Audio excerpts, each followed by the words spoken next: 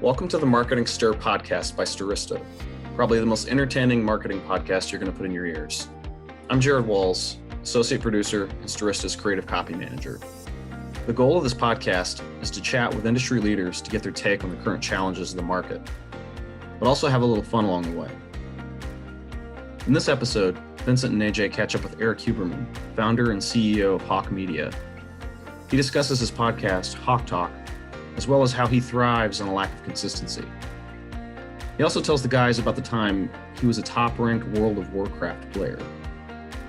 Ajay revels in the San Antonio snow, and Vincent wishes he was more entertaining. Give it a listen.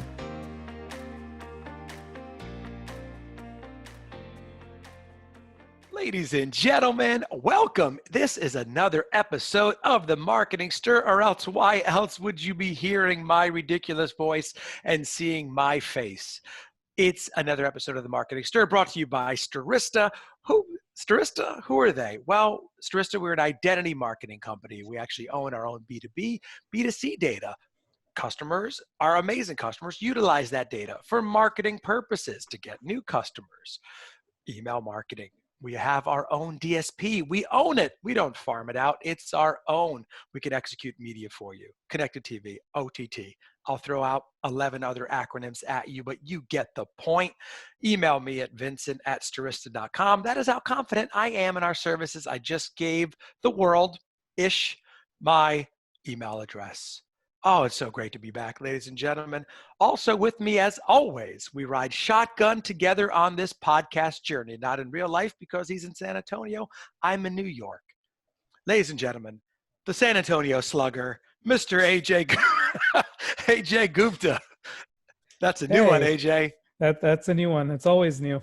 So San Antonio slugger. Sometimes I'm afraid before the podcast. Thank you.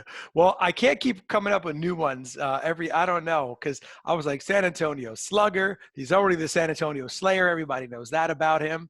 But he's the San Antonio Slugger in tennis, the tennis champion of the under 40 league, right? And over 40. And over Actually, 40. Over 18.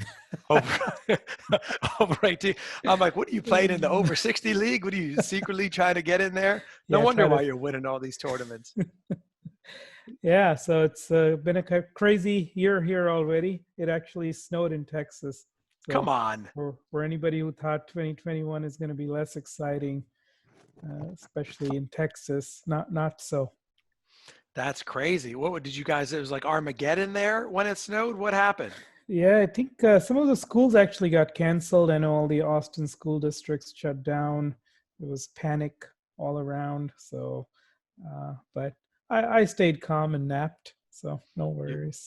Yeah, the napper, our next guest, you may not know this yet, but our own CEO here, Ajay, is a huge napper. He's a huge fan of the nap. Well, only on Saturday and Sunday, to be clear. Saturday, yeah, Saturday and Sunday. Okay, not during the day. Sometimes when I'm on a call with him, just chatting, he'll fall asleep. As entertaining as I think I am, I bore him still. I'm kidding. He's always on point here with me and the podcast. Speaking of on point, ladies and gentlemen, very excited to have this next guest on the podcast. He is a podcaster himself. Hawke Talk. Check it out, ladies and gentlemen. It's easy to remember. It rolls right off the tongue. Hawke Talk. You'll find out why it's called Hawke Talk in a moment. But ladies and gentlemen, we have the CEO and founder of Hawke Media. Ladies and gentlemen, Erik Huberman. What's going on, Erik? Yo, buddy. Thank you for having me. Happy to have you here, calling in from beautiful Santa Monica. I believe it's in California. It has Santa in front of it. Yep. It must be beautiful. I've always heard of it. I know it as the Santa Monica Pier. Isn't that from the movie The Lost Boys? There was like this. Did they go to the Santa Monica Pier? Yeah, I can't remember, but I'm sure they did. And yeah, that's down the street. Oh, that's awesome. Were you from California originally? Yeah, born down here. Grew up in a small town near Santa Barbara called Ojai. Oh, wow. That's awesome. That's awesome. But Erik, I want to get into immediately so tell people out there, you're the founder and CEO of Hawke Media. Tell us a little bit about Hawke Media. And then the second question there, I'd love to understand your role within the organization, obviously CEO and co-founder, but walk me through a day in the life. Yeah, so Hawke Media, basically an outsourced CMO, meaning Chief Marketing Officer, and marketing team to companies. So we go into brands, identify where the holes are in their marketing strategy, and then spin up different experts all a la carte month to month. So it could be a Facebook marketer, an email marketer, a web designer, a fractional CMO. We've been around about 7 years. We have a little under 200 people at the company. We manage marketing for about 600 brands currently, anywhere from tiny startups through a bunch of Fortune 100s, a bunch of brands you guys would know. Worked with SU Outer, Nike, Unilever, et cetera, Red Bull. And yeah, that's the core business. We also have a venture fund where we invest in marketing technology mostly. We have a capital arm where we actually give financing to companies trying to grow and scale. So give them loans to help them scale their businesses. And yeah, continue to build it out. So day in the life, for me, there's nothing consistent about it, which is by design. I know everybody talks about routines and like, you got to wake up at 4 a.m. and hit the infrared sauna for 3 hours. And then you got to do some yoga. And like, I get up, I stare at my phone like anyone else, take a shower and get to work. And what I do like is not having a consistent routine, which was frankly tough throughout the past year with COVID because that was a lot harder. I used to travel every week. Yeah, it's really identifying new opportunities for Hawke, trying it out. If it works, hiring someone to take it over and going from there. So I named the venture fund, the capital arm. We have an M&A practice where we're buying other agencies. We have the podcast. I'm writing a book. We launched 2 big events a year. We have the Brandies coming out in April, which we haven't formally announced yet, but we're going to be doing a basically annual brand award show. And then we also have e-commerce week LA that we partnered with the city of LA on. This past year, we had 7,500 people tune in digitally to watch it live. So, always doing new things. And once those are all handled, I basically hire people or already have people that take them over and off my plate. I contribute and help and find the next thing we should be doing. Erik, how did you get into podcasting and what's the podcast all about? Yeah, so that's recent. We launched our podcast, I think it was October or November. I think October. And it was actually it was a part that felt it was missing. I have a bunch of amazing friends and contacts I've made through running this business that I don't do business with, or maybe even I do, but guys like Gary Vaynerchuk or Chris Birch, or Sophia Amoroso, Rachel Zoe, all these cool people. And I hate that I'm not naming some of the others because they're going to be offended, but all these people that I know that I've had a relationship for a long time, maybe I have done business, maybe I haven't, but I don't really get to sit down and talk to them for an hour and hear their story. So as a self-serving reason was like, I just want to hear like, how did these people get to where they are at the top of their game? And it wasn't just, I've named a lot of entrepreneurs in that. It's also, Sean Merriman, who is on the Chargers. It's, Baron Davis, 2-time NBA All-Star. It's Colin O'Brady, who was the first man to hike the entirety of Antarctica by himself.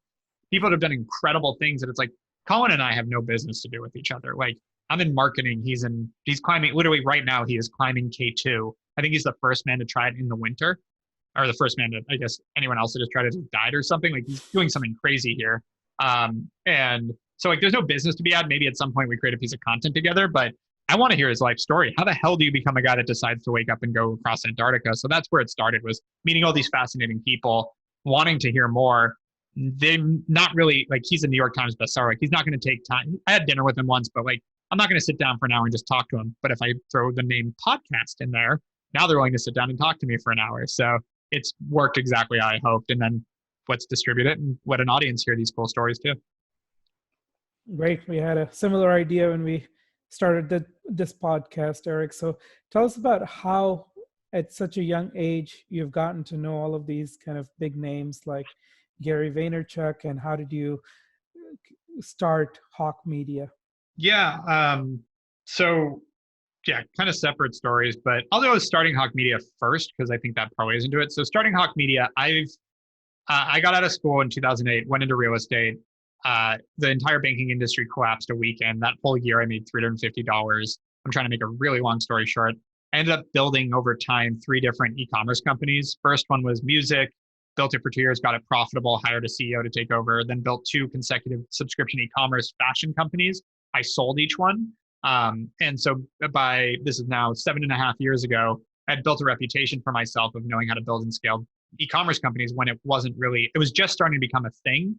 And so I was one of the only free agents in LA that knew all about this and had all the credibility in the world, but was willing to advise for other brands. And so I started doing that.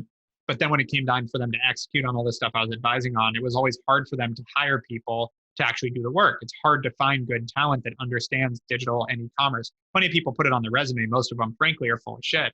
And then if you do accomplish to hire them, afford them, because good people are expensive, it's hard to do it yourself and operate in a vacuum because the industry changes so fast. You need that outside perspective, which is why every major company uses agencies.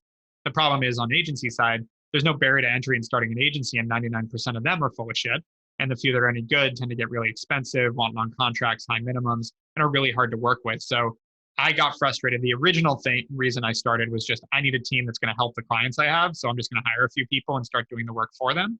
And then from there, I realized like this was a bigger problem. Like accessibility to great marketing is a problem. Like people do not have access to great marketing talent and they get screwed over and over and over again. And so I wanted to fix that. So the mission statement we have is accessibility to great marketing for everyone.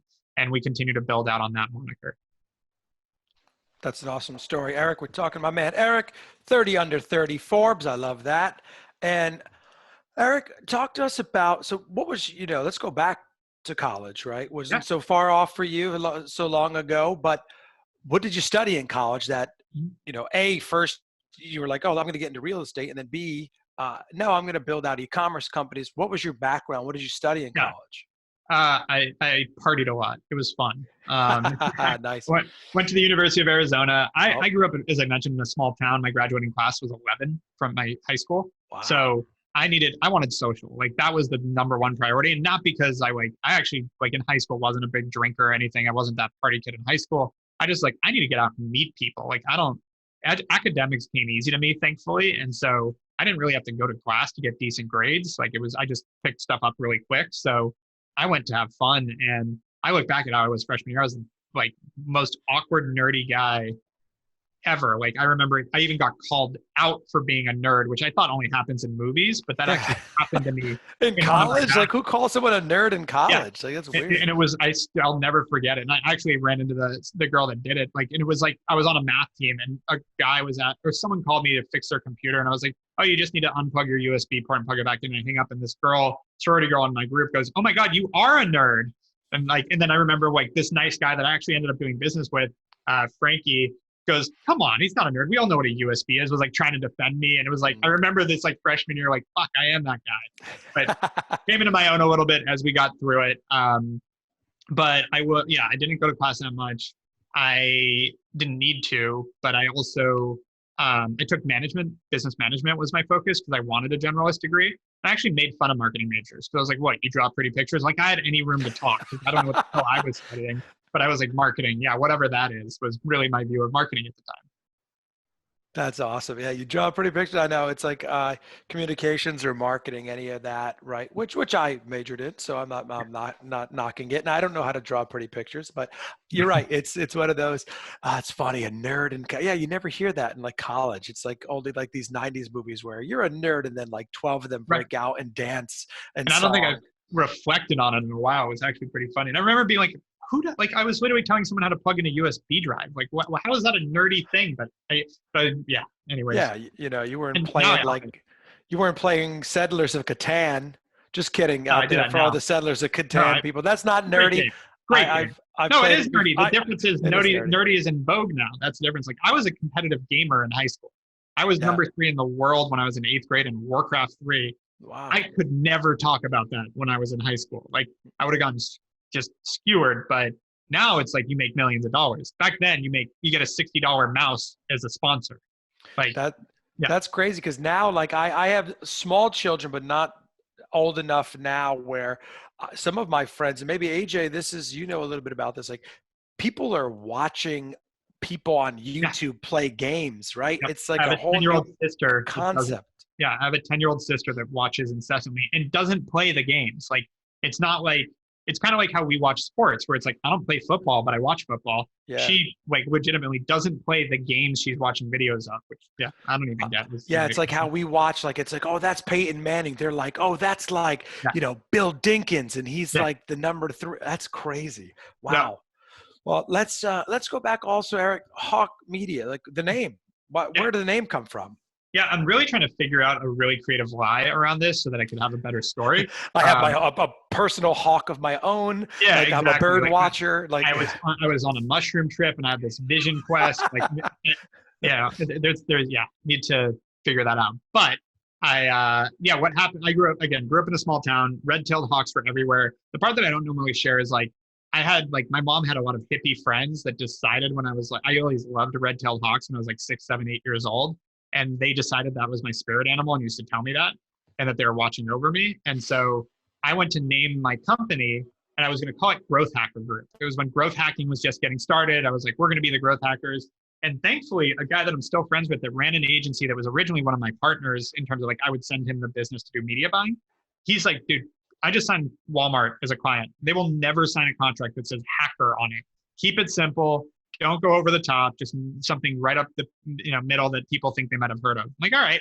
And his company is called Hawke Media. His name is Brian Shetsky. I talked to him yesterday. This was 7.5 years ago. We're having this conversation. So I went home and got on GoDaddy and typing in different things. And I typed in hawk. I liked red-tailed hawks. And I had a scratch pad of like, what about this name and this name? And his name, he had media too. So I pulled from that and I tried Hawke Media without the E. And it was taken. I own it now, but at that point, the white domain was taken. But with the E, I threw an E on it. And I was like, oh, that's not taken. And then I realized, so growing as a little kid, my mom taught me to tell people that my name is Erik with a K Huberman, because my name is Erik with a K. But I actually thought my last name was with a K. So I took those initials, Erik with a K Huberman, jumble them around, you have Hawke with an E. It's like, that's fun, and moved with it. That's cool. That is a cool story. And keep in mind, when I named it, it was just so I didn't call it like Huberman Consulting in case it turned into something, but it was just me.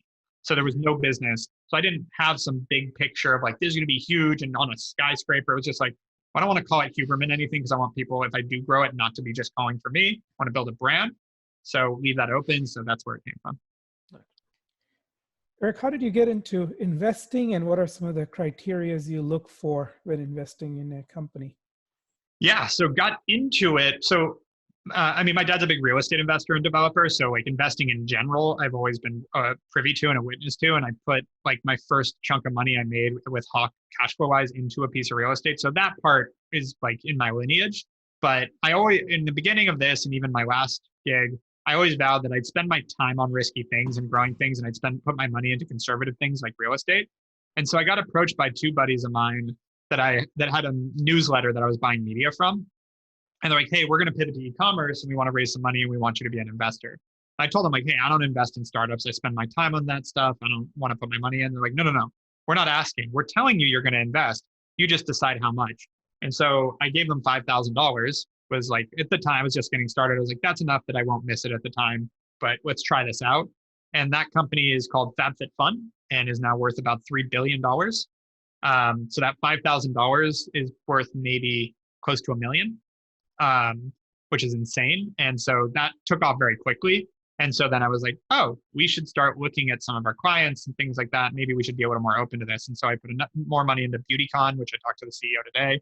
COVID's been hard on BeautyCon, but it's like one of the biggest beauty conferences in the world. That turned into that. We invested in them when they were a $3 million company. And like just continued to perpetuate that. So we invested in 7 companies off the balance sheet. And then brought on a guy, actually, I think before we invested in all 7, brought on someone that was going to help us manage that portfolio, as well as we were doing a lot of sweat equity deals, meaning taking equity for services in what we did. And after about 6 months, he goes, hey, man, your cash investments are crushing it. You've done really well here. Your sweat equity deals are a waste of time because most of the companies willing to give us a bunch of equity to do some marketing aren't worth it.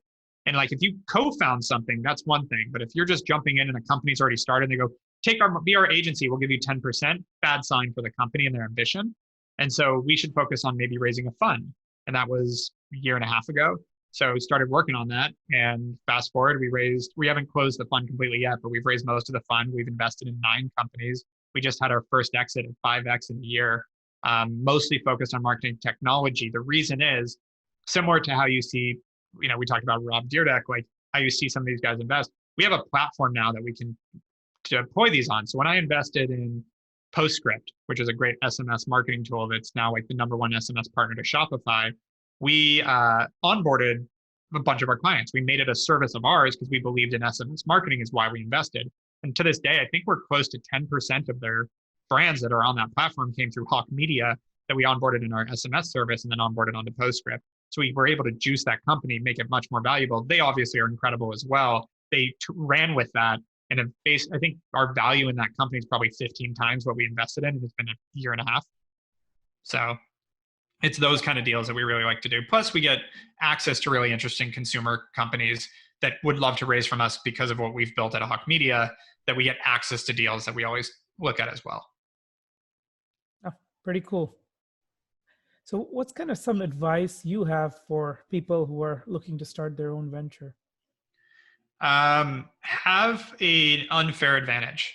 Actually, let me start with first off, because this is the biggest hurdle. 95% of people don't get past this. Just do it. Our number one core value at Hawke Media is get shit done, and meaning done, not meaning working. I don't care if you work hard. I really don't give a fuck. I have a 4-hour work week or a 50-hour work week or a 100-hour work week. None of that impresses me. And I've been a dick to people in the past. They're like, I'm working 100 hours a week. I'm like, good. That sounds like you're being an idiot. Like, delegate, hire. What the fuck are you doing? Why are you working? No, you're wrong. I've had many, many, many weeks that I've worked that long, but it's usually as I'm getting something ramped up to offload to someone else. Like, and then I have weeks that I can take off too. So like, if someone is just for years working 100 hours a week, it sounds like they're a bad operator. They don't know how to delegate and build structure, because then if they get sick or they get hit by a bus, it's over. You lose the workhorse that's working 100 hours a week and you're that critical of the business, you have no scalability whatsoever. So number one is just get shit done, work, move it forward, complete things, launch that business, get to market, stop overthinking things. That's, and have an unfair advantage is a really big thing. We look for that when we're investing. Sometimes we are that unfair advantage, meaning if we invest in a software company, we become their partner, we're now going to onboard them to 600 companies. We're that unfair advantage. But something that allows you to outpace your competitors and the other people that may have the same idea, because ideas are a dime a dozen. And usually when you come up with an idea, it's because of timing of things in the market. And someone else probably had the same kind of inkling, because there's a lot of people in the world. So what's going to make it so that you can compete and execute it better than anyone else? That's important to look at, because there's so many people that know nothing about tech that think some app would change the world, but don't know how to execute it at all. I generally say, unless you have a co-founder you can trust to be that piece, don't do it. Like, go on to something that you can be good at. And Erik, I want to talk about the methodology or the structure of the company. You mentioned 200 employees there. Are the 200, are they all full-time? Yeah. Oh, and that's not the question I have, but also the breakout. If you're talking to a new client and they don't have a marketing team, like you said, yeah. Are you going in and you're saying, all right, I'm going to put these 6 people on that. This is how we're going to build it. Do you start recommending vendors? Like, I think you need Marketo as your marketing automation, for example. We have nothing to do with Marketo. I hear they're great. Anyway, but that sort of thing. Yeah, that's exactly right. We basically have a team of people, our growth team, that goes in, does an audit, looks at what the company's doing, what their staff is like, what they're already executing on, how it's working, and then goes, here are the things that you should be doing. Here's how much we charge for it. It's all a la carte month to month. So you can start with what we recommend, or we can, tweak it. And then when those people ramp up, meaning let's say you hire us for email marketing, strategy, Facebook ads, they're going to come in and go, hey, for email, like, you don't have an email system. We need to put in whatever, Marketo or Klaviyo or OmniSend or one of those. And, depending on the company. And then if, strategy, which is our outsourced CMO, where we get tagline and our moniker, is that piece of it is really going to look at the overall picture and identify tons of things the company needs to be doing, and like different softwares, different partners. And we have a robust partnership team. We have 3 full-time people that all they do is focus on our partnership ecosystem of all the other vendors and things that we think can help our clients. So we're constantly looking for new partners, vetting new softwares that bring into the fold. Then we don't mark it up. We don't do any of that stuff, because the goal is that they get a benefit by working with us, all these added benefits. How do you guys kind of attribute your success, and how do you find new clients? Is there kind of a special sales strategy you're using to land these clients? Yeah, I think, and I say this without knowing too much, but I'm pretty sure we generate more new business and leads than any other agency in the country. We are the fastest growing. I think it's a close statement. We wouldn't be far off from the best if we're not. We sign between 60 and 80 new companies to Hawke every month. So we've built it a lot more like a SaaS program. So there's a lot of moving parts on we drink our own punch. We're a marketing company. We do a lot of marketing. So we do a lot of partnerships. As I mentioned, our whole ecosystem, like all those software companies that we recommend for our clients, they recommend us as the agency. So we have those kind of partnerships. We have, we spend, probably close to $100,000 a month on advertising, both LinkedIn, Facebook, Google. We're looking at a lot of other like email drops and podcast advertising that we haven't gotten into yet, as well as direct mail. We have a really strong social and community strategy. Like we're very active on social, engaging with our peers as well and our clients, as well as we have a Slack community of over 2,000 brand professionals that we have curated. That's pretty open. We have a really robust event strategy. As I think I mentioned earlier, we're hosting a brand awards in April. We're hosting e-commerce week in October. We used to do monthly happy hours, quarterly dinners, and also piggyback other conferences where we'd host an event at a conference. So we do a ton of that stuff. And now we just do a ton of it virtually, but we still invest a lot in the event side. Really strong PR strategy. We probably get 2 to 3 PR hits on the Hawke a day. So we're constantly getting written up. Content, we constantly generate new content, whether it's our weekly kind of industry report we put out, or just constant blog posts on tips and tricks in marketing and sales and building a business and entrepreneurship, et cetera. Just thinking through what else. We have an outbound sales strategy, just the cold prospecting, cold emailing, cold calling kind of thing. I know one of my marketing people are going to hate me because I'm going to skip over something that I forgot. And then I'm a megaphone on it all. So I'm constantly out and about promoting the brand, speaking. I'm on podcasts. We're putting out a book like that. That's a piece of it too. And so, yeah, just a constant barrage of every way we can to get our name out there. Sounds like a pretty well-oiled machine with both the sales and marketing side of things. Well, a machine with a lot of opportunity. And Erik, how's kind of your team structured? What are some of the key roles within the company, both within sales and marketing? So, what we've structured now is we have our sort of what we call our servant leadership team, which can feel a little kitschy, but it's fun too, because it's a reminder, like we're there to serve the people we're working for, so to speak. That's myself, my business co-founder and COO, our head of client services, or client success, I should say, our head of services, our head of sales, our head of marketing, our head of finance, and then we're bringing on a new head of HR. So that's the leadership team. From there, under services is where we have those 4 departments that we service clients with. So again, strategy, lifecycle, creative, and media. Those each have a head of the department.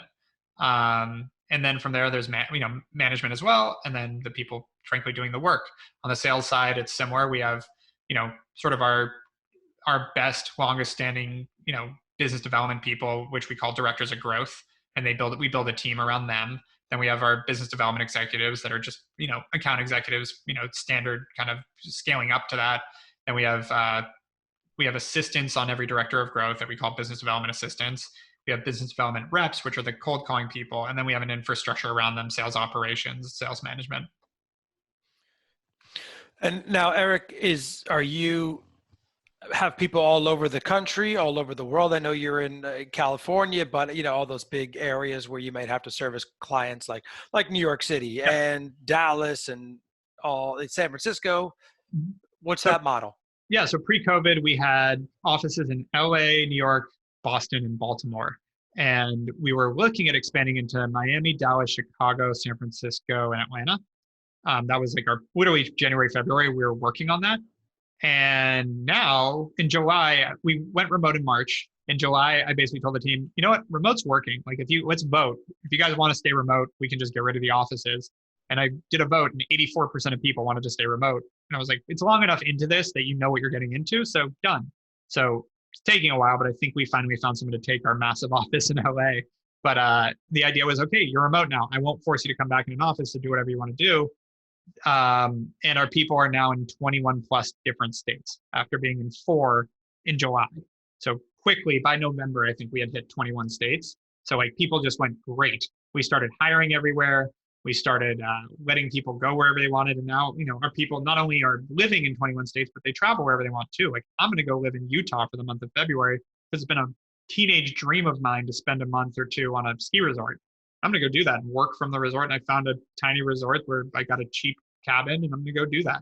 So yeah, it's really opened up a lot of fun opportunity. And so to answer your other part of the question, which is like clients do want to know that their people are down the street, even though it means nothing. And I've had this debate with a lot of entrepreneurs, and it's like, where's your insurance agent? Where's your lawyer? And where's your accountant? Oh, no shit. They're all in your city. When's the last time you were at any of their offices or saw them in person? Like, it's pointless, but it's a psychological thing. And we're just, why fight it? Why fight human nature? Like, let's just be on the ground in all these places. So we're using COVID as an opportunity to hire in all these places without any physical location. And then the idea is we'll figure out what that will look like when this opens up, but having people all over the country will help. Eric, it sounds like your business was not quite as affected during COVID as most people. Yeah, so kind of. April, we lost 25% of our clients. So it was a hit. But this is what I learned a lot about our industry in this. So we lost 25% because we worked with gym chains and restaurants and stuff too, but we also, enough people panicked, which it's funny.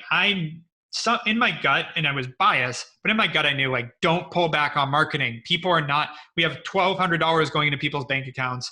No, most people are not losing their jobs. The people that you see this unemployment, these are all restaurant workers. These are all people that don't have discretionary income generally either. Not to disparage them. I'm just saying most of our clients were not relying on those workers to spend money. They're relying on everyone else that kept their jobs because they can work remote. And so we're like, we're talking about furniture brands and things like that. I'm like, do not cut your marketing spend.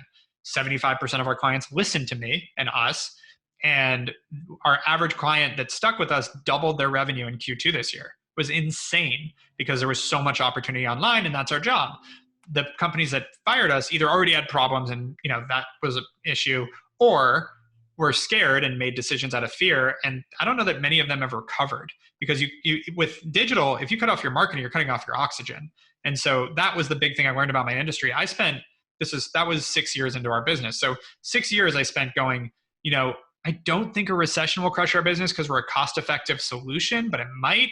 But if the whole world shuts down, we're screwed because we're month to month. Everyone can fire us overnight. I was kidding. I didn't think the whole fucking world could shut down, but it did. And so I was definitely in a little bit of panic mode that first week or two while we tried to triage. But then we realized that, again, we had lost 25% of our business. We were going to be a little underwater, but we did have a line of credit that we could go into a little debt if we needed to. And thankfully, we actually just didn't. We actually ended up I think $2,000 above that line, but we had that fallback that let me sleep a little bit. It wasn't going to last long, but it was something. And then also what happened is, because we're month to month, I thought that was going to be a reason we die in a downturn. Turned out to be our saving grace, because my peers, most agencies drop 50, 80% of revenue, because if you've got a year contract, people are panicking. They're in their contract when they don't know what's going to happen the next year and they're trying to get out. For us, we were able to say, listen, fire us. If you struggle, fire us next month. Fire us the month after. You don't have to get ahead of it. That's the point. And so we were able to let people take a breath, and they stuck with us. On top of that, because we're month to month, we actually signed, and this is our worst month in a few years, but we still signed 36 new clients in April of COVID. And I think it was 50 in March. We still had okay months. It wasn't great, but we lost 25% of my customers, but then we replaced 10%. We brought in another 36 clients at the time when we were about 400. So we were able to bring it. So our revenue dipped about 15% in April, recovered in May, and we had a record month in June and had a record year. And on top of that, it forced us to look at our business better, cut all costs that were bullshit, any stupid perks that nobody cared about. We had kombucha on tap. No one was in the office. That was an easy one to cut. I hated that thing. That was like a symbol of everything wrong with startups to me. So I was so happy to cut that. And I was verbal about my team. There's no surprise to my team. But we were giving massages on Fridays. We were doing things that were nice, but you just come to realize there's a lot of things that they kind of start taking it for granted and they don't care. And so we cut all that, and all of a sudden, we grew decently on top line last year, but our profit tripled because we didn't lay off anyone. We didn't cut anyone because, morally, I was like, I actually just, we lost a bunch of clients, but I was like, let's just have them work on Hawke stuff. I remember now, in April, we put up a board of all our internal projects that we were doing for the Hawke marketing team. And we asked people that had some bandwidth to help, so that I could get some value out of those people that weren't working as hard, but I didn't want to fire anyone. So that's what we were able to do. And thank God, yes, we're specifically in an industry that skyrocketed in this and did really well. And so And I think it's only getting better for us this year now that people are not running with fear anymore. Yeah, that's cool. A funny story. Maybe a week before the pandemic started and we started working remotely, we were going to install this fancy drink machine that had 50 different types of drinks coming out, and they keep reaching out to me still at 50% discount. I'm like, what there's nobody at the office. I have this day. A few people have reached out to me for like things to put in my office, and I'm like, you gotta good luck. Thank God. Like, for good example, I love seeing what Snack Nation did. They were doing office snacks, and they had built a massive company. And Sean, the founder, and Andy, his co-founder, are awesome guys. And they pivoted to just be like a, employee perk company during COVID. Mm-hmm. And their revenue of an office snack company in the middle of the pandemic stayed flat.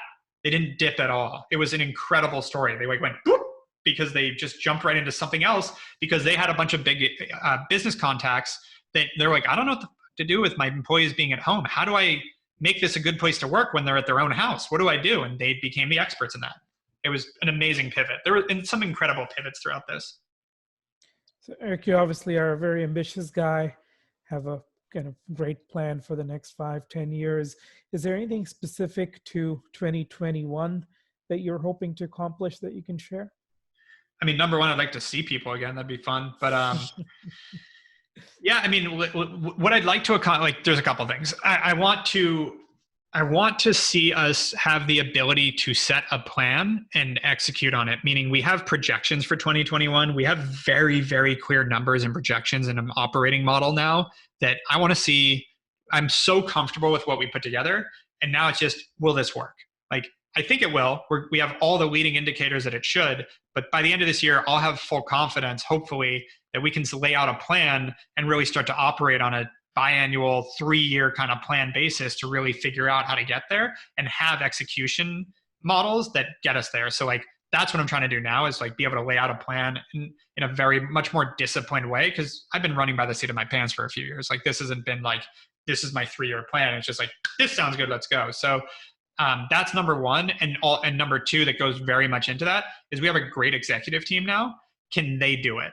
I want to be additive, not mandatory or necessary. So I want them to execute the plan. They can run with it. So I can go do other shit that complements it and adds to it. And I can be an X factor versus an executor. And so those two go hand in hand with this year. Is like, I want to know that my partner said it and then backpedaled because I wanted to make sure we didn't actually mean it. But he's like, Tony's my partner. Tony said, Erik and I want to be able to go to Cabo for 6 months, come back, and the company's better. Not maintain, better. And so we're trying to figure out, how do we enable our people? And it's on us as much as it's on them. We need to create an environment that enables them to do that. And so we're really trying to get them more comfortable with us, comfortable with pushback, comfortable with taking the reins. And I'm saying a lot of, what would you do? Great, do that. Like, I'm not answering it. I'm not answering problems. I'm trying to not be the problem solver. And they're smart people. It's just more of a cultural thing that you get into where it's like, I'm the leader. So they're going to come to me and say, what do you want me to do? I'm trying to give them the power to be able to make those decisions so I can slowly focus on more growth and not have to deal with, things I've been doing for 7 years. Erik, we have just a few more questions left, but I have to ask our staple question here that we ask all of our guests on the Marketing Stir. LinkedIn, you're a CEO and founder. You probably get solicited all the time via LinkedIn for certain things. What's a message that Erik responds to? And what's a pet peeve that people hit you up with? Yeah, if you offer me free marketing leads or free leads from my agency, I'm just going to ignore it because I get 80 of those a day. That I don't know if it's a pet peeve. A few minutes of your time, like jump on a call, coffee, anything that's like that could be followed up with why is my pet peeve. Get to the point. If you want to offer something, like if you want me to do something, ask. If you want me to, and also, I mean, the easiest way, this is no brainer, is like, if you can offer value to me in a real way, and don't tell me you have value for me, but actually offer it like, hey, I have a client that needs marketing help. Yeah, you're probably going to get my attention. Doesn't always have to be that way, but that's an easy one. If someone pings me and goes, I want to talk to you because we need to hire an agency, they're going to get an answer. Though I will say LinkedIn gets so bogged down and miss them sometimes, which is frustrating. But if it's not that, if you don't have that to offer, whatever it is, make sure that it actually solves something for me. Like, people hit me up like, I would love to show you my software. I'm not even going to take the time to find out what the hell it is because I don't have that kind of time. Like, tell me what it's solving for me, understand my problems, and I'm happy to take a look. But, someone taking my time, and by the way, I do tons of mentoring, I'm a Clubhouse we were talking about before this is a great new platform that I've spent a ton of time answering like entrepreneurial questions. If it's quick, concise questions, I'm happy to answer it too. But asking for time, it's the luxury I don't have. So I'm not trying to be a dick. It's just I literally schedule myself 12 hours a day and there's no more. I have a wife that would get very angry if it became more. Yep. And no, that's good advice. It's the time aspect of it. So we like that. Erik, for fun, what do you like doing? My producers tell me you're training to be lethal. I'd love to learn more about that. I just love what that word means. Like like to understand more about that. Are you doing Antarctica as well? No. AJ's over here complaining about some sleet and you got friends doing Antarctica, Yeah, I'll go right to the lethal thing. That was funny. No, a friend of mine married the guy that trained Keanu Reeves to be John Wick. He's he's an American guy, but ex-Israeli Defense Forces, like counterterrorism guy, like nice, crazy background. And he calls me and he's like, hey, Leah told me that you're like the marketing genius and I need help marketing my business. So how about you teach me marketing and I train you to be lethal? I was like, yeah, I'm in. Whatever that means, let's do it. So in training with his name's Aaron Cohen. Cherries is the company. That's awesome. Yeah, he's great. That became a more recent hobby. I got to know a little bit of shooting when I was 30 because I grew up in a super liberal household, super liberal state, city, everything. Never shot a gun. And then at like 30, I was like, you know what? Like half the country is really comfortable with these things. I kind of want to be too. Like I'm just gonna like try it out. And then I enjoyed it. It's a hobby. So that's it with that. But no, that's not the main one. I'd say snowboarding, die hard as mentioned. We're trying to get out. We're gonna go stay on the mountain. Yeah, I get heliboarding. I do an entrepreneur heliboarding trip every year, except for this year. It's supposed to be in 2 weeks, but got canceled, obviously. Mountain biking through COVID became a reignited hobby. I was a big mountain biker in high school. Broke too many bones and got my bike stolen and gave it up. But we actually do all the marketing for Diamondback and Raleigh and their whole portfolio of bicycle companies. And so I called the CEO in April, thankfully right before they sold out of everything and everybody got this idea, but been avidly mountain biking and I love fitness. Try to work out almost every day, or actually I should say every day. I have the Apple Watch, so I'm at like day 105 of no days off. And the last one is travel. Love seeing the world. Yeah. We had a big trip planned with my wife in May to go to Rwanda to hike with the gorillas. It's now supposed to be this July. Praying that actually happens, but I think we should be in good shape. That's awesome. And what about, what have you been binging on? TV? What Uh, are some shows out there? Cobra Kai, great show, super fun. I'm on season 1. My wife's not nearly as excited as I am about that, but I'm loving it. So my wife didn't grow up with like pop culture as much in her household. She was a competitive figure skater and was like super focused. So like never saw Karate Kid. So I got to like introduce her to all of it. She got into it. So it was fun. We watched, it's a cheesy as hell show, but it's super fun. It's very 80s. Yeah. AJ, did you get into Cobra Kai? I didn't ask you that. I have not. It's on my list, but I have not actually. Yeah, that's on my list. And I still haven't seen The Mandalorian. I have to see it. I'm a huge Star Wars fan. Season. That was good. Yeah. The new Wonder Woman was terrible. Sorry to say. I heard. I didn't see the first one just because I have kids now. It's so hard for me to get, but I heard the first one is great. Yeah. And the second one is just garbage. Garbage. Yep. We finished it. And I was like, eh. And then we watched it the night it came out, and then all the social media went crazy. It was Christmas, I think it came out. Mm-hmm. And what else are we? I mean, I feel like we end up watching trying all sorts of stuff. There's a show, Legends. I don't even know what channel it was on, but it's on Netflix now. That's like a UFC fighter show that is tacky as well, but some good acting actually, but a ridiculously overdramatic storyline. Yeah, but heard of that. It's a lot of fighting and working out. And so I've been again working out every day. So I was actually putting it on. I have built a little gym in our place. So I put it on the TV while I was working out. That was a fun one to binge. A bunch, honestly. Like weekends, I do work a few hours on weekend days, but like we're talking 3, not 8, 10. So I take a break. I go outside. We also got into golfing in the past couple of months. I was into it when I was like a preteen, and my wife and I took it up together. So that's been a little fun too. Yeah, you're the second person in a row talk about the golfing on the podcast. I'm like, it's something that, in New York City, there's not a ton of places to go. You have to go on Chelsea the Piers, man, outskirts. isn't it? Yeah, Chelsea Pier. A lot of that's closed down. You can just Yeah. like hit the ball there, but Yep. I got to take that up again. I got way too many things already, but Yeah. that's awesome, Erik. Thank you for taking some time with us today. We love it. Love your story. Keep up the amazing work. That's Erik Huberman, the CEO and founder of Hawke Media. I am Vincent Petrofessa, the Vice President of B2B Products at Stirista. That is Ajay Gupta, the CEO and founder of Stirista. This has been the Marketing Stir. Thank you so much for joining us. Talk to you soon. Thanks for listening to the Marketing Stir podcast by Stirista. Please like, rate, and subscribe. If you're interested in being a guest on the podcast, email us at info@themarketingstir.com. And thanks for listening.